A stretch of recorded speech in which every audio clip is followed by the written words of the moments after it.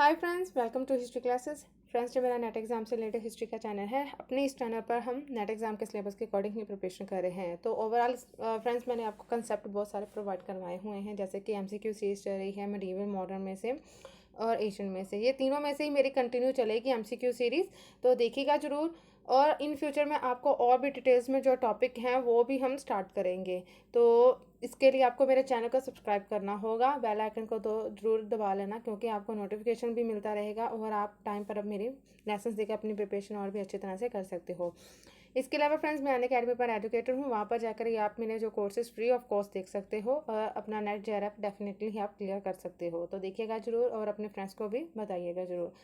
वहाँ पर भी फॉलो करना और जहाँ पर भी मेरे चैनल को सब्सक्राइब जरूर कर लेना। तो आइए स्टार्ट करते हैं हमारे जो आज के नेक्स्ट एमसीक्यू सीरीज़ है मॉडर्न में से। तो फर्स्ट हमारा जैसे कि दिया गया है कि बक्सर के युद्ध के समय बंगाल का गवर्नर कौन था? वेरिलस्ट, कॉटियर्स, रॉबर्ट क्लाइव या बनी स्टॉट।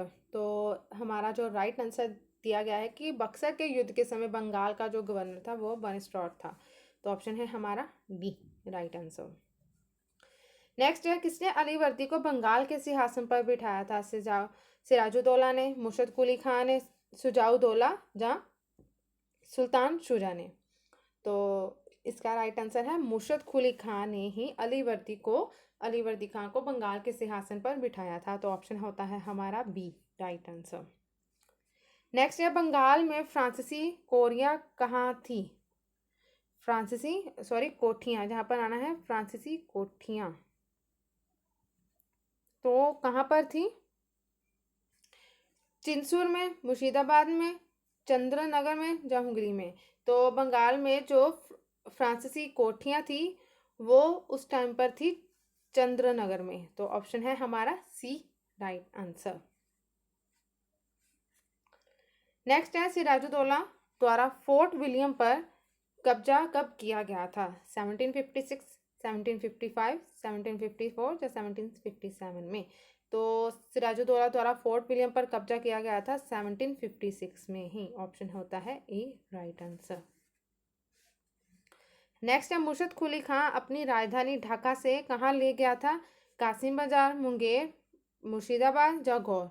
तो वो लेकर गया था मुर्शिदाबाद में ही। मुर्शद कुली खान ने अपनी राजधानी ढाका से मुर्शिदाबाद ले गया था। तो ऑप्शन होता है सी हमारा राइट आंसर। नेक्स्ट है, प्लासी के युद्ध से पूर्व कौन सी संधि की गई थी? प्लासी के युद्ध के बाद प्लासी के युद्ध के पूर्व कौन सी संधि थी? हुंगरी की संधि, आलमगीरपुर की संधि, बर्दवान की संधि या अलीनगर की संधि। तो ये थी अलीनगर की संधि जो प्लासी युद्ध के पूर्व हुई थी। तो ऑप्शन है टी राइट आंसर। नेक्स्ट है, मीर कासिम ने अंग्रेजों का मुकाबला करने के लिए अवध के नवाब और मुगल बादशाह से संधि की। अवध का नवाब उस टाइम पर कौन था?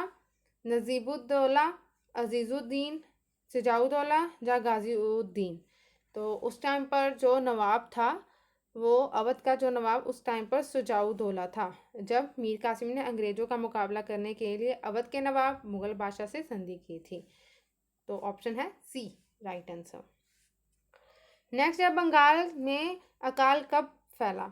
1667 में, 1770 में, 1772 या 1793 में। तो जब अकाल फैला तो वो वर्ष था 1770 का।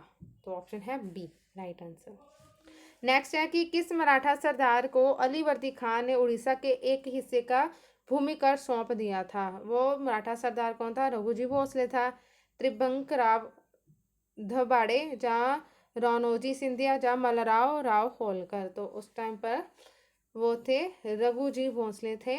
मराठा सरदार को अली वर्दी खान ने उड़ीसा के एक हिस्से का भूमि कर सौंप दिया था। तो ऑप्शन होता है ए राइट आंसर।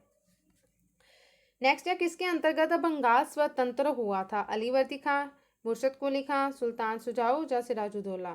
तो बंगाल जो स्वतंत्र हुआ था वो मुर्शद कुली खां के अंतर्गत हुआ था। तो ऑप्शन है बी हमारा राइट आंसर।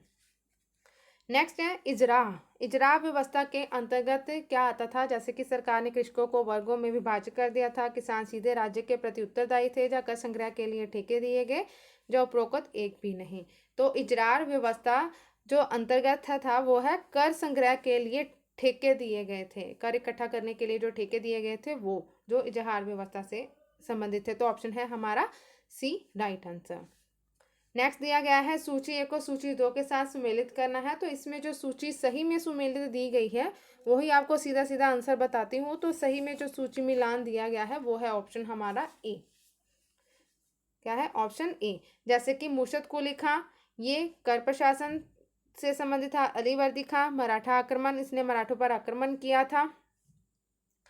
फिर है सुजाउद्दौला, ये सम्राज्ञी न्याय, और सिराजुद्दौला ये ब्लॉक होल दुर्घटना से रिलेट थे। तो ऑप्शन है हमारा ए राइट आंसर, ये सही में सूची मिलान दिया गया है।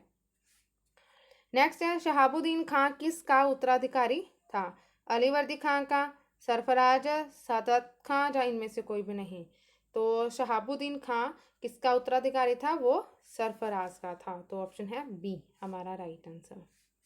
नेक्स्ट है सिराजुद्दौला अली वर्दी खां का क्या था? बड़ा पौत्र, पुत्र, पौत्र या भतीजा? तो वो था पौत्र, जो सिराजुद्दौला अली वर्दी खां का पौत्र था। तो ऑप्शन है सी राइट आंसर। नेक्स्ट है ईस्ट इंडिया कंपनी को 1717 में दिए गए मुगल फरमान, यहाँ पर आना है मुगल फरमान, आना है रमजानी, आना मुगल फरमान के बारे में कौन सा कथन सत्य बताया गया है? तो जैसे कि इनके द्वारा 1690 के फरमान द्वारा दी गई थी कि सुविधाओं को स्वीकार किया गया। फिर इसके द्वारा कंपनी के सेवकों को दस्तक या मुफ्त पास की सुविधा प्राप्त हो गई, जो अब तक सिर्फ कंपनी को प्राप्त थी, उनके सेवकों को नहीं थी। फिर इनके अनुसार कंपनी को कलकत्ता के आसपास के अतिरिक्त भूमि किराए पर मिल गई थी, और 10,000 रुपये वार्षिक भुगतान के एवज में उन्होंने सूरत में सारे बकायों से माफ़ी मिल गई, जब बम्बई ने बने कंपनी के सिक्कों को पूरे मुगल साम्राज्य में स्वीकृति मिल गई थी। तो इनमें से कौन सा कथन जो सही दिया गया है, जो ईस्ट इंडिया कंपनी को 1770 में दिए गए मुगल फरमान के बारे में था? तो जो राइट आंसर इसका दिया गया है वो है ऑप्शन हमारा सी। तो फ्रेंड्स यहाँ पर फर्स्ट है, यहाँ पर थर्ड आना है फ्रेंड्स, सेकंड की जगह यहाँ पर आना है थर्ड, फिर है फोर्थ, और फिर है फिफ्थ। ये जो कथन है ये सही दिए गए हैं, फर्स्ट, थर्ड, फोर्थ और फिफ्थ। सेकंड वाला कथन नहीं है, ये सेकंड नहीं है, यहाँ पर थर्ड आना है। तो ऑप्शन है हमारा सी राइट आंसर, ये कथन दिए गए हैं सत्य। नेक्स्ट है किसने कर्नल क्लाइव का गीदड़ के नाम से जाना जाता है? कर्नल क्लाइव का गीदड़ के नाम से मीर जाफर, मीर कासिम, जगत सेठ या मानिक चंद? तो वो है मीर जाफर, जो कर्नल क्लाइव का गीदड़ के नाम से जाना जाता है। तो ऑप्शन है ए राइट आंसर। नेक्स्ट है कि प्लासी की लड़ाई के बाद की गई संधि में निम्नलिखित में से कौन सी शर्तों को शामिल नहीं किया गया था? जैसे कि फर्स्ट है कि मीर कासिम ने कंपनी को जिला बर्दवान, मिनादपुर तथा चित्तगंग पर अधिकार स्वीकार किया। फिर कंपनी ने वचन दिया कि वे अपने भू क्षेत्र, नवाब के भू क्षेत्रों को किराएदारों को बसने की अनुमति नहीं दें। नवाब तथा कंपनी ने शत्रु व मित्र समान हो गए, जहाँ उनके युद्ध की क्षतिपूर्ति की मांग नहीं की थी। तो इसमें राइट आंसर है सी, जो शर्तें शामिल नहीं थी प्लासी की लड़ाई की संधि में, तो वो थी कि नवाब तथा कंपनी के शत्रु व मित्र समान होंगे। तो ये गलत है। तो ऑप्शन है सी हमारा राइट आंसर। तो फ्रेंड्स ये थे आज के हमारे कुछ एमसीक्यू सीरीज मॉडर्न हिस्ट्री से। आगे और हम इसके बारे में जानेंगे, तो देखते रहिएगा वीडियोस को, लाइक शेयर करना और अपने फ्रेंड्स के साथ शेयर जरूर करना, कमेंट करके बताना लेसन्स कैसे लग रहे हैं। अनअकैडमी पर फॉलो जरूर करना, उसका लिंक डिस्क्रिप्शन में मैंने दिया हुआ है। और वीडियो देखने के लिए आप सभी का थैंक यू।